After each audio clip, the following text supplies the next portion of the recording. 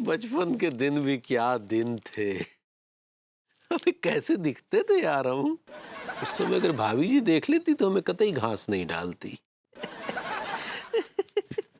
अबे भैया क्या देख रहे हो? अबे बस वो पुरानी एल्बम देख रहे हैं मैं बचपन की। देखो ना भैया, मुझे भी दिखाओ ना। अबे अबे ध्यान से देख। हाँ भैया। भैया ये भिखारी सा लड़का कौन है? इसके तो राग भी बेरी है। पास कर रहा बे। ये हम है। जा। लड्डू लड्डू, हाय दिया, यहाँ बैठे हो, हम कब से ढूंढ रहे। ये लो दूध खत्म करो। हाँ दिया, ये क्या देख रहे हैं लड्डू के भैया? बस पुरानी यादों को कुरेद रहे हैं पगली। अरे हमको दिखाइए ना, आपका रॉबिन हुड का फोटो दिखाइए ना, दिखाइए।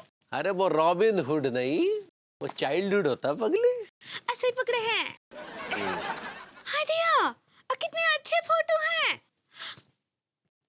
अम्मा जी इस फोटो में कितनी पतली लग रही है। और देखिए पिताजी, ये तो बिल्कुल आपके जैसे दिख रहे हैं। देखिए देखिए। अरे भाई हमारे पिताजी तो हमारे जैसे लगेंगे ना, भभूति जी की तरह चीप थोड़ी लगेंगे। हाय दिया, ये भिखारी जैसा बच्चा कौन है? और इसका तो नाक भी बह रहा है। अच्छी भाभी माँ, यही तो है भैया। हाय दिया लड़के के भैया, ये आपके बगल में सुंदर सी लड़की कौन है? ये हमारी बचपन की दोस्त है। हाय दिया, आपकी दोस्त है? हाँ, इससे हमारी शादी होने वाली थी। तो आप शादी काहे नहीं किए? अरे हमारी मर्जी नहीं किया बस। लेकिन आज भी हम उसे बहुत मिस करते हैं पगली। अब ये लड़के भैया, हम आपसे बात नहीं करेंगे। अरे अरे अरे अंगूरी, देखा कैसे भग गई।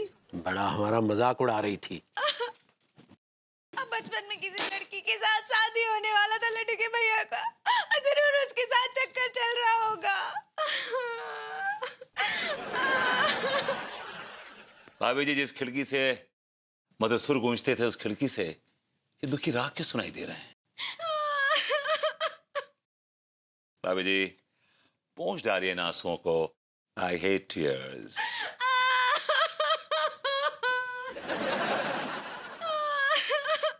भाभी जी क्या कर रही हैं? मोहल्ले वाले समझेंगे मैं आपको छेड़ रहा हूं खिड़की पे खड़ा होकर। अच्छा सुनिए सुनिए सुनिए, ये बताइए कि वो कौन बदबख्त, बदतमीज, बेहया, बेमुरव्वत है जिसने आपको रुलाया है? बाय गॉड, मैं उसे सरे बाजार खड़ा करके उसकी पैंट उतार के उसको कोड़ों से मारूंगा, कोड़ों से। नहीं नहीं भरभूति जी, और लड्डू के भैया का पैर नहीं उतारिए। तो ये काम उनका है। अभी मुझे समझ नहीं आता कि आप क्यों बंधी हैं इस बंधन में। वो आदमी दिन रात रुलाता है आपको, he is good for nothing.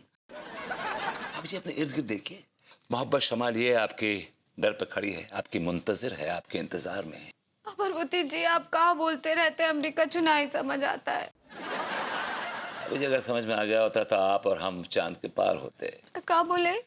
अच्छा ये बताइए कि हुआ क्या, लड्डू के भैया ने रुलाया क्यों आप? वो कहा है ना कि लड्डू के भैया एटम बॉम्ब देख रहे थे। Atom bomb? हाँ, ओ जिसमें फोटो होता है ना, फोटो। हाँ, अभी जिसे एल्बम कहते हैं, एल्बम। ऐसे ही पकड़े हैं। एटम बॉम्ब तो आप हैं बाय गॉड। क्या बोले? मैंने कहा भाभी जी ऐसी कौन सी फोटो थी एल्बम में जिसको देख के आपको रोना आ गया भाभी जी? उसमें लड्डू के भैया का बचपन का फोटो था और उनके बगल में एक तो सुंदर लड़की भी खड़ी थी, उसके साथ ही उनका बचपन में शादी होने वाला था। काश की हो जाती।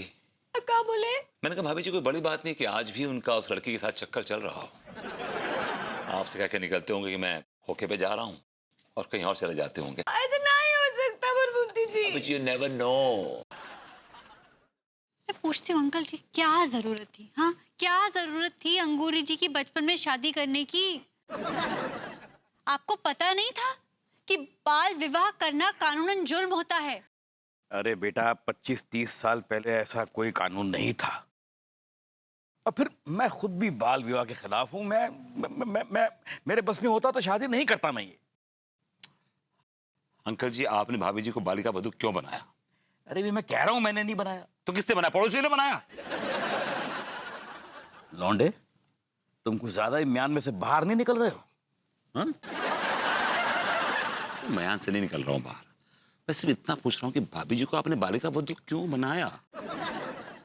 अरे भाई, बात ये है कि उस समय अंगूरी के दादा और दादी यानी मेरे मम्मी डैडी जिंदा थे। उनकी जिद थी कि उनके मरने से पहले एक बार वो अंगूरी के हाथ पीले हो जाए, फिर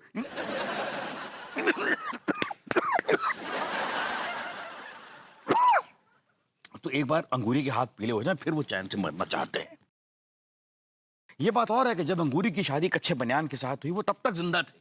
अगर मुझे मालूम होता कि वो इतना लंबा जिंदा रहने वाले हैं, मैं तो उसका बाल विवाह मैं कभी नहीं करवाता। अच्छा, मैं कहती हूँ अंकल जी, जो हो गया ना सो हो गया, ये पुरानी बात है, इस पे मिट्टी डालिए।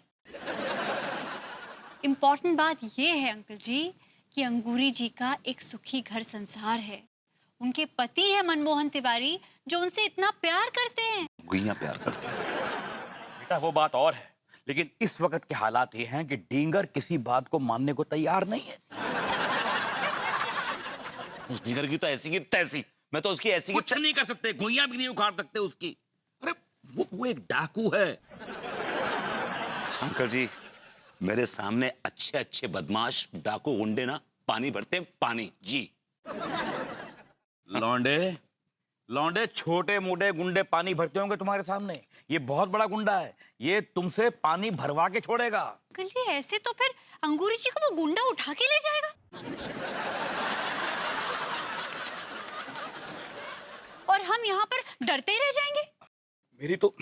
मेरी कुछ समझ में नहीं आ रहा है कि मैं करूं तो क्या करूं मैं। अंकल जी, समझने की कोई बात नहीं है, आपको उसका सामना हिम्मत से करना है। अंकल जी, मैं आपको फन्ने खां समझता था, आप निकले लपू जन्ना खां। याद रखिएगा, अगर आपके दिमाग में उस डींगर का खौफ काबिज रहा ना, तो आप एक साथ तीन जिंदगियां खराब करेंगे, तीन जिंदगियां। 3 जिंदगियां? एक तो अंगूरी की होगी, या एक अच्छा बनियान की, राइट, तीसरी किसकी? मेरी बात सुनिए, मैं कह रहा हूं, लिसन टू मी।